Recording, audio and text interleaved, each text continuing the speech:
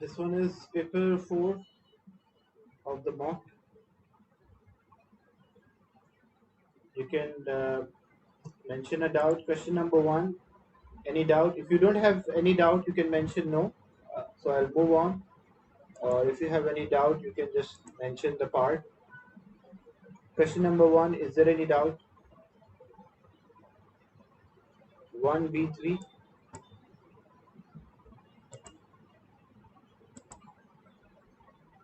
Use the time at which the car overtakes the runner. So car overtakes the runner means both should travel the same distance, because to overtake the runner they should travel the same distance.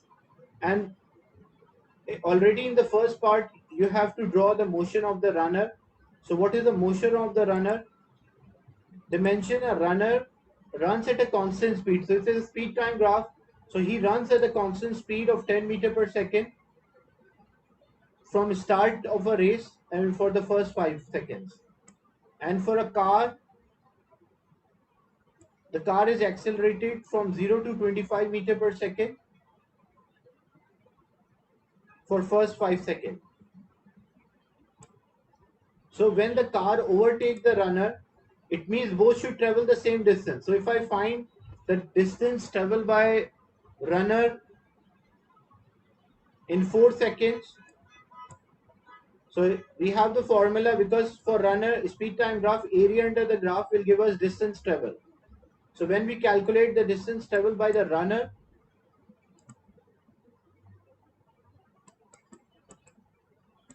so distance traveled by the runner, it will be 4 multiplied by 10, which is equals to 40 meter. Distance traveled by the car is accelerating, so it will be half base into height. The base is 4 and the height at time is equals to 4.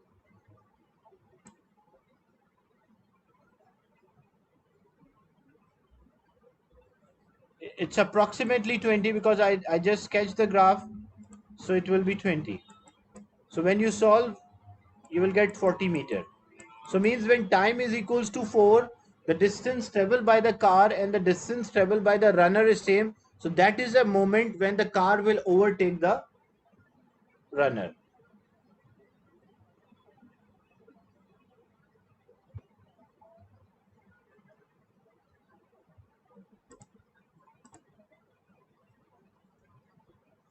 Question 2, any doubt?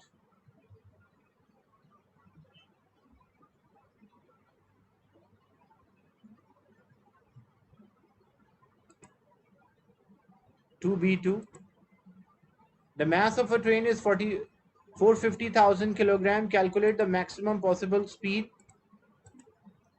at the end of a 4 kilometer journey. So we need the maximum speed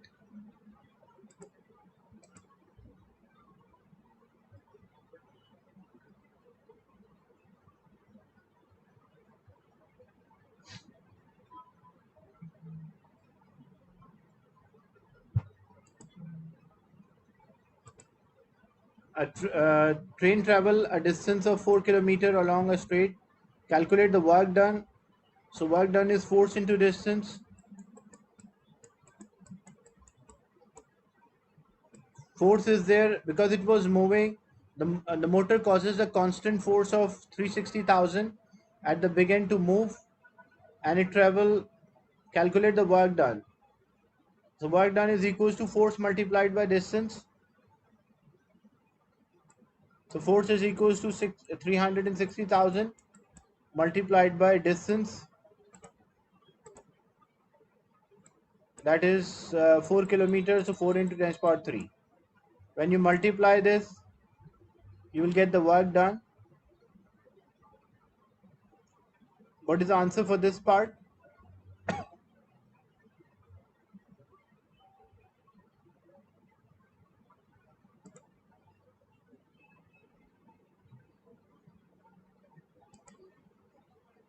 (1.44 into 10 power 9).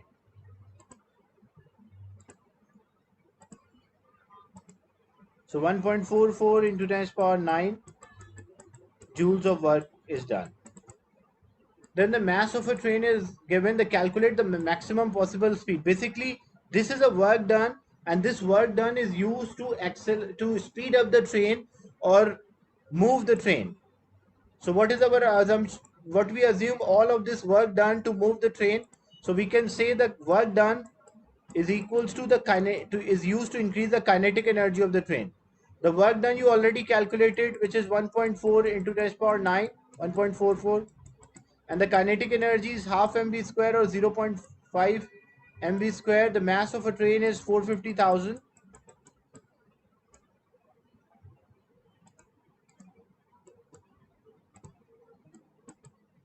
Multiplied by speed, we don't know, so that's so 1.44 into 10 power 9 divided by 225,000, and then take a square root, so you will get 80 meter per second, because the work which we did here is transformed into kinetic energy.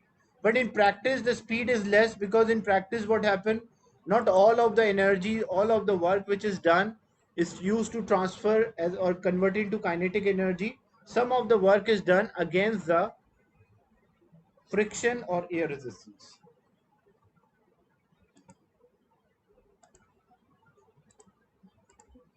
That's why the practical speed will not be 80 meter per second, it will be different. Question 3, any doubt?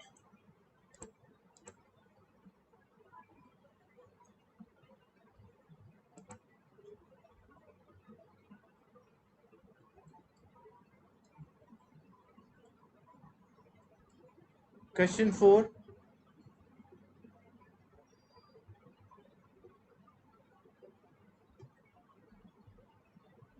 4D1, 4C. A second liquid in a glass thermometer has the same range but has a greater sensitivity.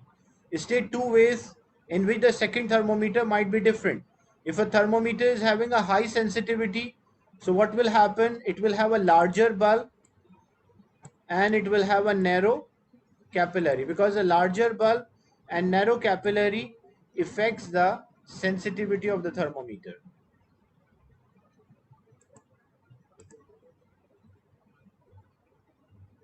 A thermometer has a bulb that is painted white and shiny. It's placed in a boiling water, and the graph is shown. On the figure, sketch a second line how the reading of repainted thermometer during the 8 minutes. So basically it is now dull and black, dull and dark.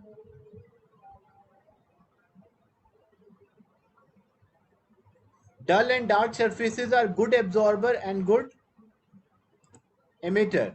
So if it will absorb more energy and it will emit out the energy at a faster rate.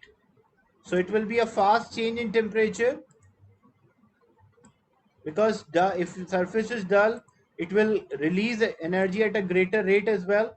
So greater change in temperature, but the final temperature should be same.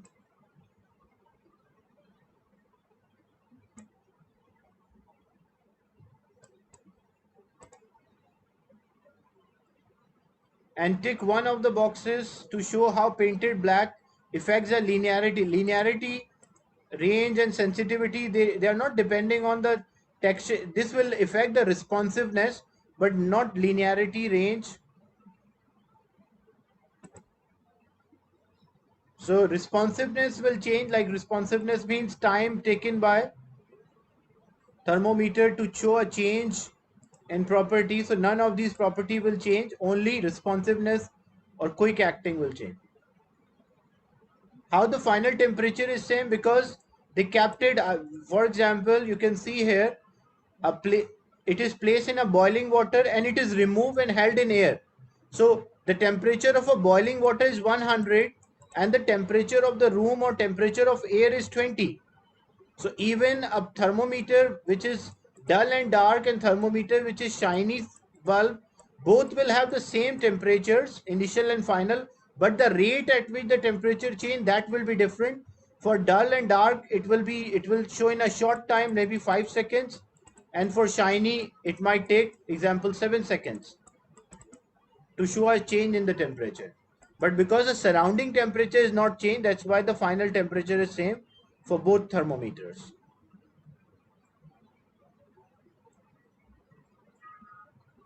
Question 5, any doubt?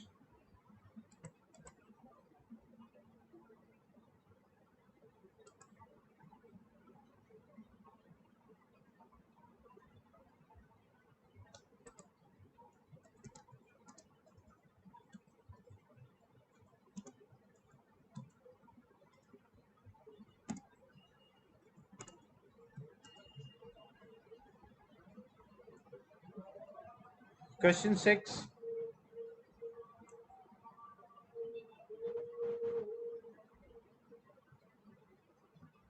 Any doubt in question 6?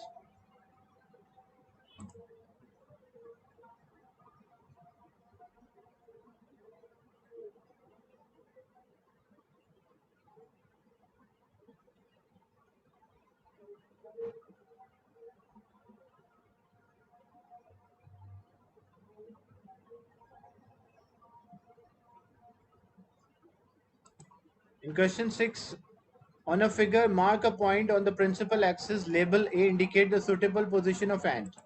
They mention it is used as a magnifying glass. So when something is used as a magnifying glass, the object should be between the focus. So it can be on the left or it can be on the right hand side. So example, I place it here. Then on a figure 6 point, mark a point where on the principal axis indicate the suitable position of eye. So when we are observing, we observe from other side.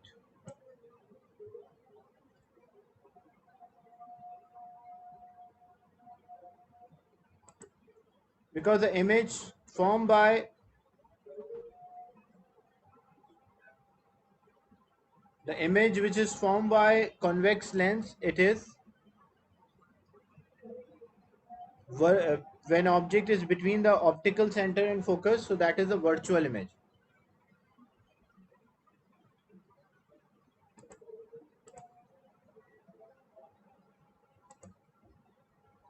Then if an object, like example, if an object, an ant is here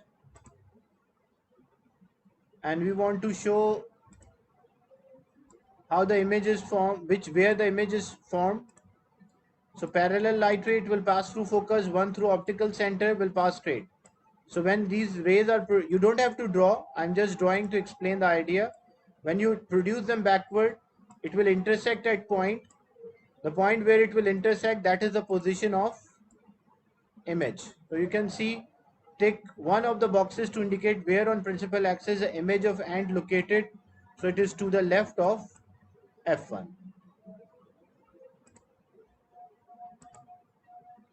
And underline two words describe the image produced. So it is upright and it is virtual. Image formed by convex lens as a magnifying glass, virtual, upright and magnified. The red light from an ant passes into lens. As a red light enters, it states what happened to its wavelength. So moving from air to glass, what happened to the wavelength? The wavelength will decrease because it slowed down. And what happened to frequency? The frequency will not change.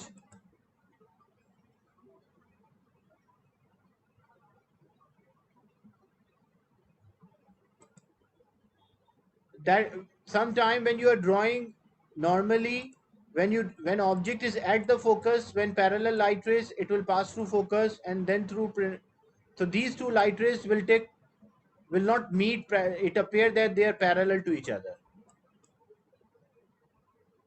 So whenever object is placed between the focus and the optical center, the image formed by convex lens is always a virtual, because the distance between the two lines will increase, so they will never intersect by themselves. So it's our imagination which produces the image.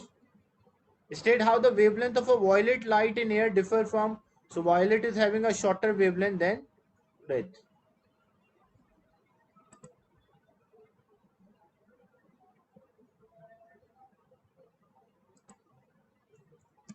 Question 7.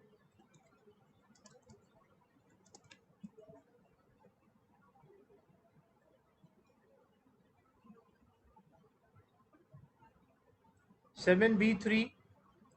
Look, most of the student did this simple mistake.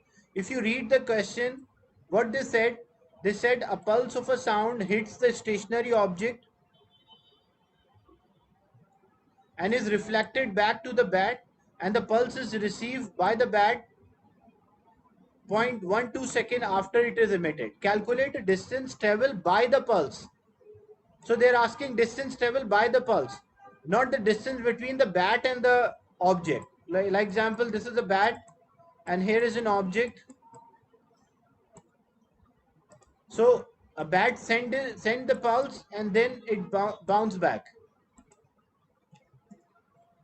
So whenever there is a reflection, you use the formula speed is equals to 2d divided by t.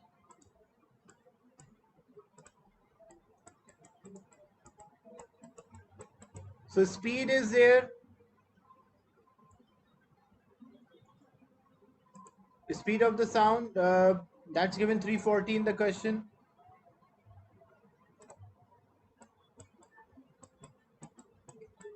Two multiplied by distance and the time it took for the reflection is 0.12. So 340 multiplied by 0.12 divided by 2. What is the answer for this?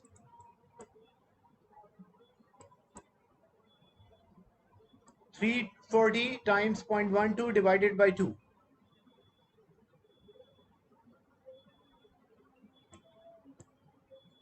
20.4. So it means the distance between the object and the bat is 20.4. But if you read the question, they did not ask distance between bat and the object. They asked the distance traveled by the pulse of sound. So how much distance traveled by the pulse? So it will travel 20.4 when it go towards the object, and it return 20.4 when it come back to the bat. So the total distance will be 40.8 meters.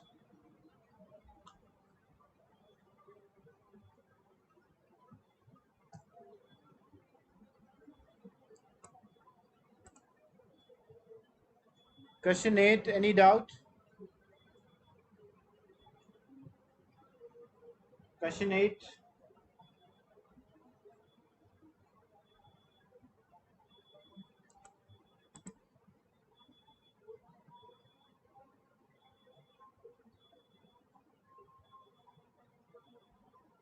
Aluminium cable is replaced with a new aluminium cable with same length. A current remain 250. The diameter of a cable is double. Explain how the power loss, because the power loss in the cable depends on I square R.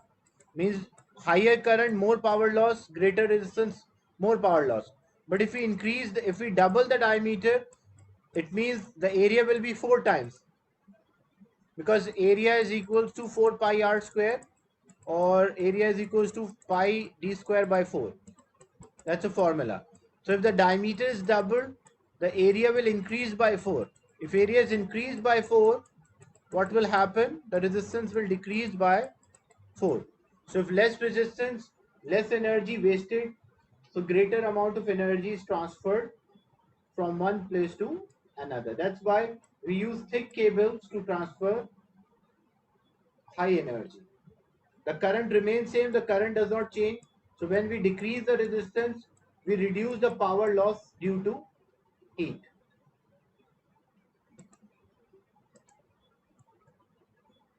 Question 9, any doubt?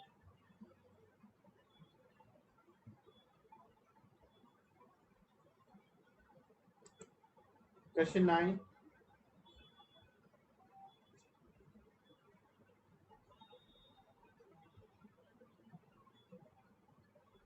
Question 9 part C.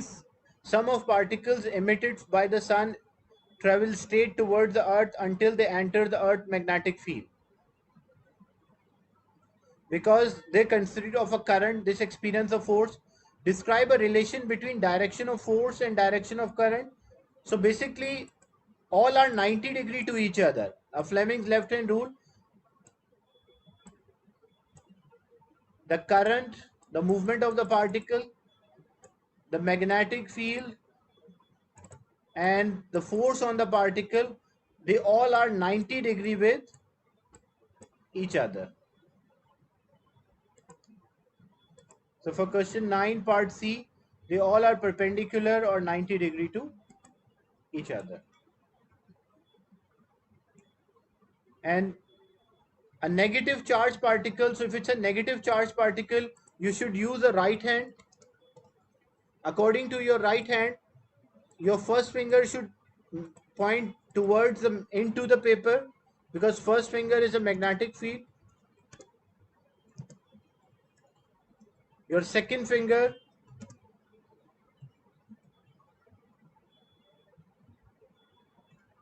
should point in the direction of the particle, and your thumb will point towards the force or the direction of the deflection. So when you apply the rule, and right hand rule, your index finger should point into. So you can apply the rule, use your right hand, your index finger should point in towards the screen. Your second finger should point in the direction of the particle. So your second finger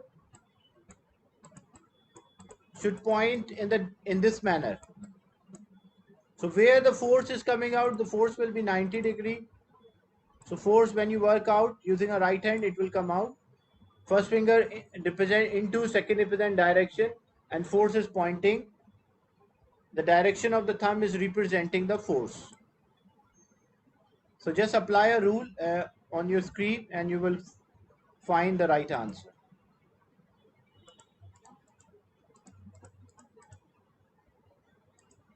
For negative particle, right hand. For positive particle, if the same question was there, but they ask alpha particle or proton, then it will not be right, it will be left hand.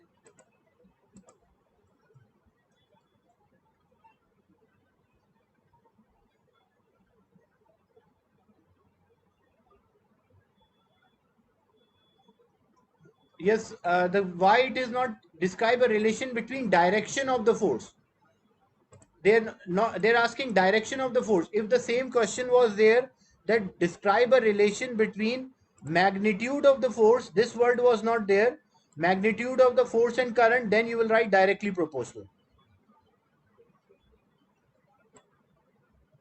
But because they did not ask, they asked for direction of the force and direction of current, that's why we mentioned that they are perpendicular or 90° to each other. A solenoid is held in a vertical position. It is connected to a zero center ammeter. A vertical bar of a magnet held stationary at X and a solenoid. The magnet is released and it falls through a solenoid.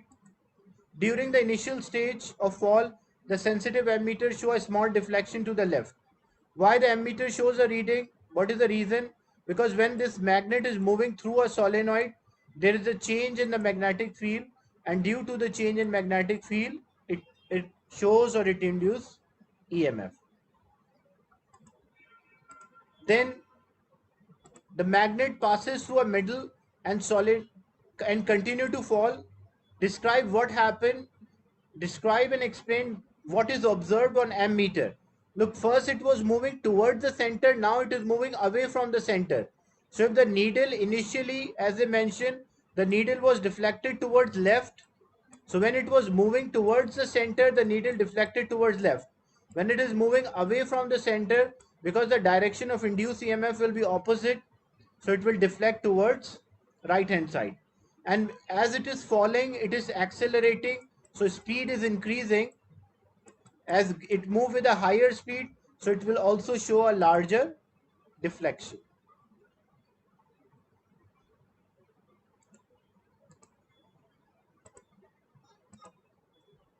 State 2 changes to the apparatus that will increase the initial deflection, so we can use a stronger magnet or we can use more turns for a solenoid.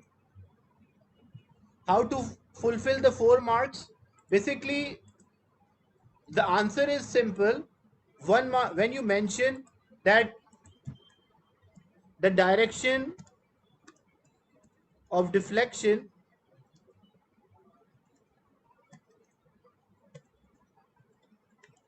is opposite or to the initial motion, or it is towards right because it is moving away from center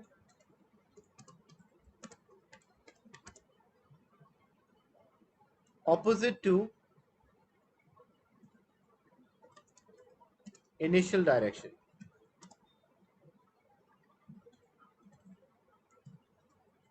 That is 2 marks. And the second one, the induced EMF will be higher, or it will have a greater deflection because it is accelerating and speed is higher. So 1 mark is for mentioning like right or left, and then why it is, and 1 mark is for mentioning greater deflection and why it is a greater deflection. That's why it is a 4 marks. Question 11, any doubt?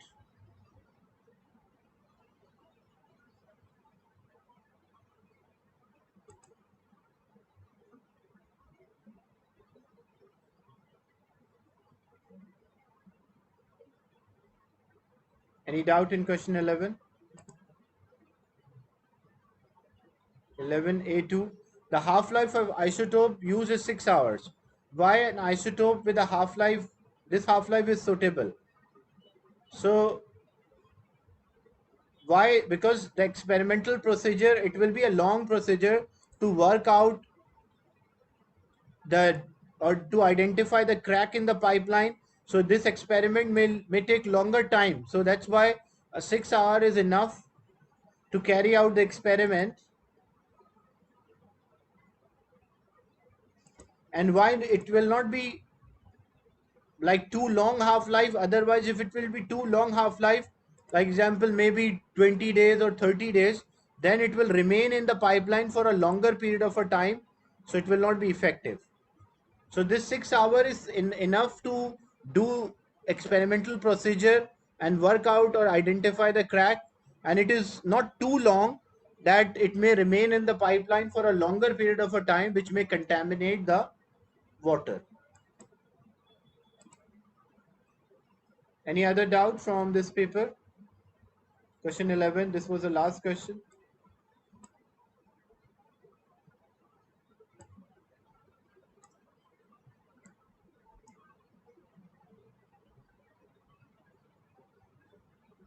One B2.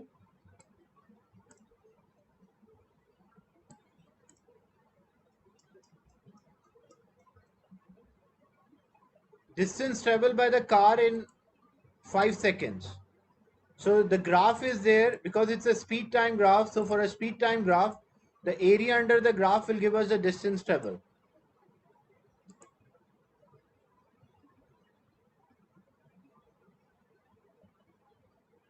2B2.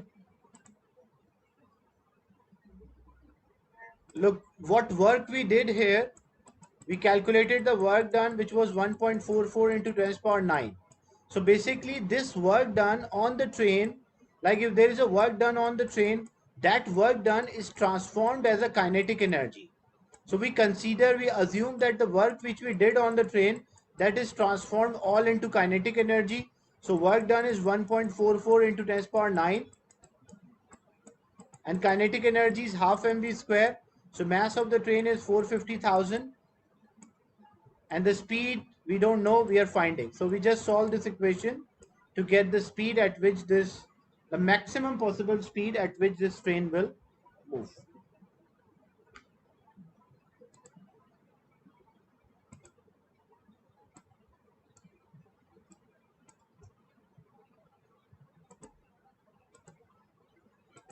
Paper 6, any doubt? Question 1.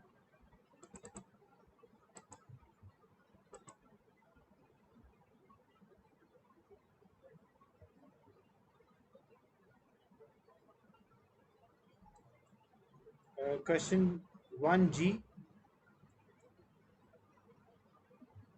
Suggest a possible source of inaccuracy in either method 1 or method 2. Look, method 1,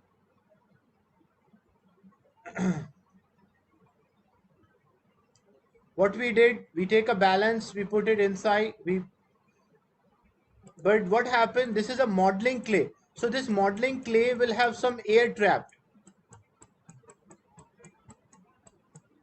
So when we put it inside, it will not give us the accurate volume because there might be some trapped air. So if there might be some trapped air, the volume will not be accurate.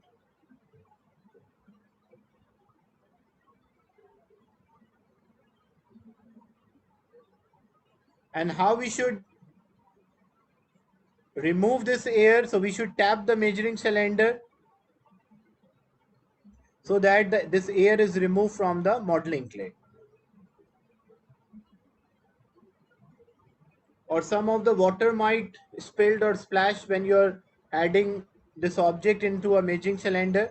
So you should put it gently to reduce this error as well. Question 2, any doubt?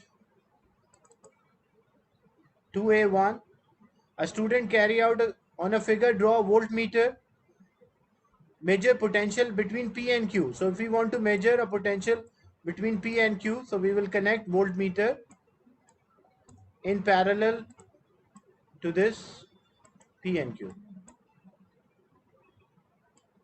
And 2D,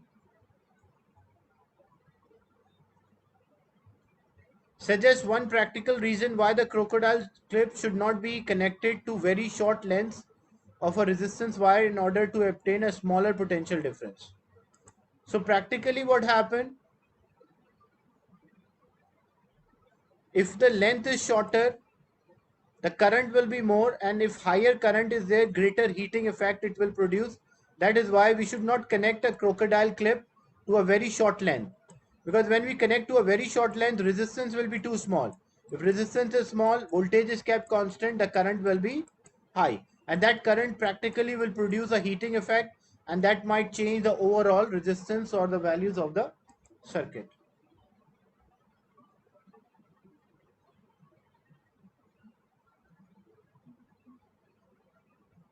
Can I draw a voltmeter perpendicular to power supply? Means you mean like this?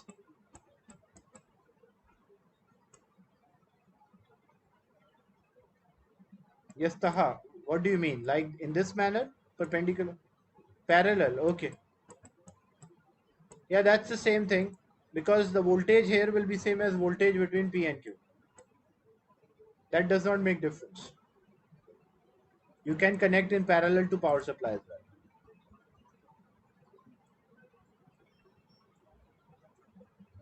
Question 3. This was all about drawing and measurement.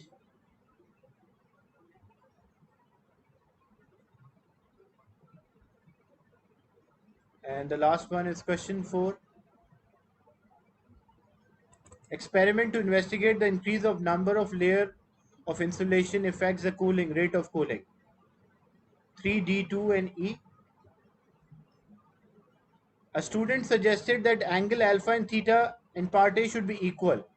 So when you work out the value of alpha, like it depends on your experiment, maybe your value of alpha is 20. And what was theta? Because students suggest alpha and theta should be same. So the theta, what you measure angle here, that is theta. So you'll compare the two values. It depends on your values. If maybe if percentage difference is less than 10, you will say, or less than or equal to 10, you will say they are equal. If it is more than 10, you will say they are not equal.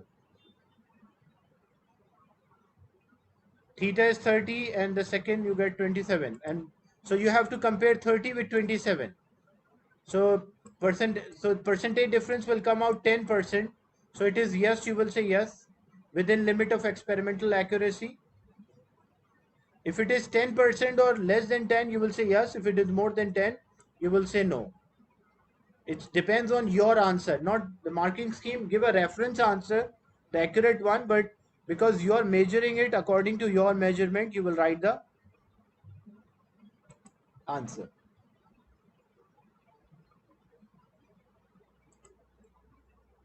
Suggest why different student all carry out experiment carefully may not obtain identical result. Look, what might be a reason? Number one, the thickness of the line, the thickness of the pen. Like one student use thick lines to draw, another one use thin lines to draw.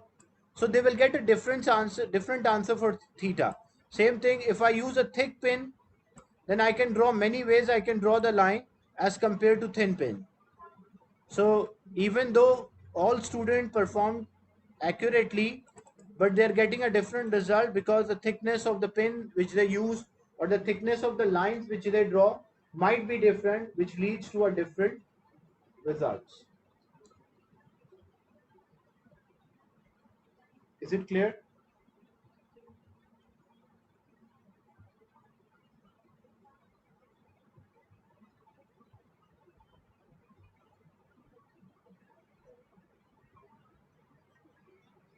So this was mock paper 6 of physics.